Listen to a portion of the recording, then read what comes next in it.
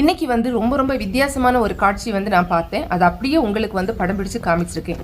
ஃபர்ஸ்ட்லேயே ஒரு விஷயம் சொல்கிறேன். உங்களுக்கு மன வலிமை கொஞ்சம் குறைவாக இருக்குன்னா இந்த வீடியோவை நீங்கள் பார்க்க வேண்டாம், அப்படியே வந்து ஸ்கிப் பண்ணிடுங்க. சரியா? என்னன்னு பார்த்தீங்கன்னா, மானிட்டர் லிசர்டு, நம்ம உடும்புன்னு சொல்லுவோம்ல, அதுவும் அப்புறமா பாம்பு, அதாவது ஸ்னேக்கு, இந்த ரெண்டும் வந்து பார்த்தீங்கன்னா சண்டை போடுறது மாதிரி இருந்துச்சு. இதில் எனக்கு ரொம்ப ஆச்சரியமாக இருந்தது என்னென்னா, இந்த பாம்பு வந்து அந்த மானிட்டர் லிசர்டை வந்து கடிக்கிறதுக்கெல்லாம் ட்ரை பண்ணாலும் பெருசாக வந்து அது எதுவுமே வந்து அந்த உடம்பை வந்து பாதிக்கவே இல்லை. உடம்பு வந்து ரொம்ப சர்வசாதாரணமாக நிசாரமாக அந்த பாம்பை வந்து ஒரு அப்படியே கடிச்சிட்டு தூக்கிட்டு போயிட்டே இருக்குது.